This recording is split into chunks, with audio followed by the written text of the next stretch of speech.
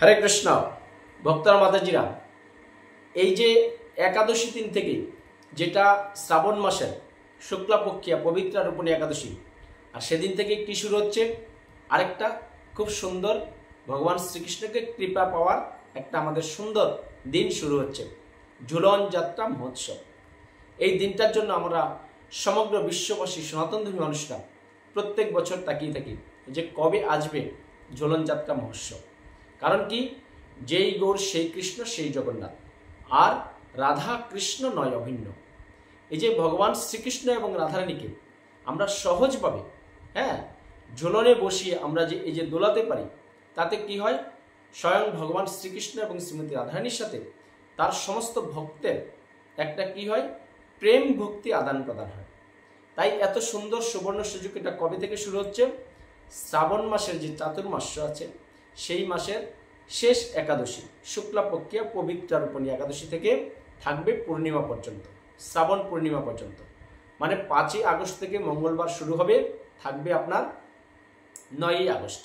তাই ভক্তরা মাতাজিরা, এই যে 4-5 দিন আপনি ভগবান শ্রীকৃষ্ণ শ্রীমতী রাধারানীকে দোলনার মাধ্যমে দুলিয়ে ভগবানের কৃপা সংগ্রহ করতে পারবেন, সেইটা কেন আপনি হাতছাড়া করবেন? তাই আপনি বন্ধু বান্ধব আত্মীয় স্বজন সবাই মিলে আনন্দ সহকারে আপনার বাড়ির যে ঠাকুরঘর আছে, বা অনেকে রাধাকৃষ্ণ মৃত্তিকা আছে, বা অনেকে চিত্রপট আছে, বা অনেক সময় খুব সুন্দর রাধাকৃষ্ণের সুপিস থাকে, সেটাকে কি করবেন? আপনি একটা জায়গায় বসিয়ে দোলনা সিস্টেম করে বিভিন্ন রকম কুঞ্জের মতো তৈরি করবেন। সুগন্ধি ফুল, ফল, বিভিন্ন রকম গাছের ডালপালা, ফুলের ডালা দিয়ে খুব সুন্দর করে সাজিয়ে বসিয়ে প্রতিদিন একদম বিকেল 4-5টা থেকে রাত্রি 8-9টা পর্যন্ত নিয়ম করে ধূপ দ্বীপ দেখাবেন। ভগবানের উদ্দেশ্যে বিভিন্ন রকম আপনার ফল টল দিয়ে প্রসাদ নিবেদন করবেন, তারপরে সমস্ত ভক্তদের দেবেন এবং দোলাবেন। আর দোলানোর সময় কি করবেন? কলিযুগের যুগধর্ম হরিনাম সংকীর্তন, হরে কৃষ্ণ কৃষ্ণ কৃষ্ণ হরে হরে, হরে রাম রাম রাম হরে হরে, এই 16 নাম 32 অক্ষর বলে বলে ভগবান শ্রীকৃষ্ণ শ্রীমতী রাধারানীকে দোল দেবেন। এবার বাড়িতে যদি আপনার এই ভগবান শ্রীকৃষ্ণ শ্রীমতী রাধারানীকে ঝুলন যাত্রার মাধ্যমে দোলাতে অসুবিধা হয়, তাহলে আপনার বাড়ির নিকটস্থ যদি কোনো ইস্কন বা রাধাকৃষ্ণ মন্দির থাকে, সেখানে যুক্ত হবেন। বৃন্দাবনে কিন্তু কি হবে, প্রায় 5,500 মন্দিরে এই ভগবান শ্রীকৃষ্ণ শ্রীমতী রাধারানীকে ঝুলন যাত্রার মাধ্যমে তারা অনুষ্ঠান করবে। বৃন্দাবনে কিন্তু অনেক দিন হয়, প্রায় 13 থেকে 15 দিন, কিন্তু আশেপাশে আমাদের কৃষ্ণ মন্দির, গৌরীয় মঠ বা ইস্কন মন্দিরে এতদিন হয় না। আমরা শুরু করি পবিত্রা রূপণী একাদশী থেকে পূর্ণিমা পর্যন্ত। আর এই যে 4-5 দিন আপনারা কি করবেন? বাড়িতে চেষ্টা করবেন হরিনাম সংকীর্তন যজ্ঞ করতে, যেটা মহাপ্রভু আমাদেরকে মুক্তির রাস্তা দেখিয়ে গেছে। সন্ধ্যায় প্রতিবেশী আত্মীয় স্বজন সবাইকে নিয়ে রাধাকৃষ্ণের ছবি রেখে সেখানে হরিনাম সংকীর্তন করুন, খোল করতাল বাজিয়ে আনন্দ সহকারে।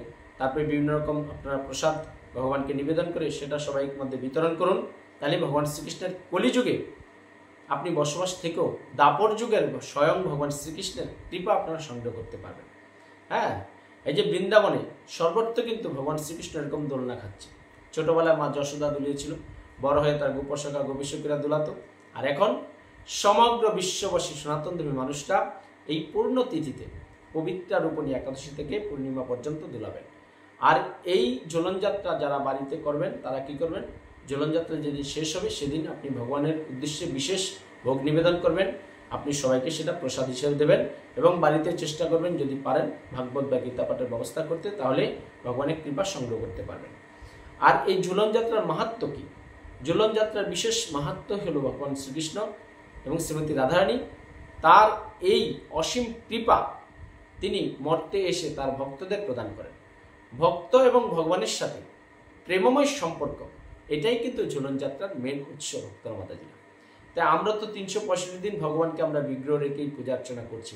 তাই আমরা এই 4-5 দিন যদি ভগবান শ্রীকৃষ্ণ শ্রীমতী রাধারানীকে একটু বেশি কৃপা পাওয়ার জন্য আমরা দোলনার মাধ্যমে রেখে ঝুলাতে পারি, তাহলে কি হবে? আমাদের মনঃশান্তি এবং ভগবান শ্রীকৃষ্ণ আমাদের প্রতি সহজে কৃপা করবেন ভক্তরা মাতাজিরা। তাই আসুন, এই হৃদয় কৃষ্ণ চেতনা কৃষ্ণ ভাবনায় জাগ্রত হয়ে আমরা এই পবিত্রা রূপণী একাদশী থেকে ঝুলন যাত্রা মহোৎসব শুরু হবে আনন্দ সহকারে। আপনি ইস্কন মন্দিরে দেখবেন হাজার হাজার ভক্ত লাইন দিয়ে থাকে, তাই আপনি যদি আপনার বাড়ির নিকটস্থ কোনো ইস্কন মন্দির থাকে সেখানে যুক্ত হন। হ্যাঁ, প্রতিদিন আপনি সন্ধ্যায় গিয়ে ভগবানকে একটু দুলিয়ে আসুন।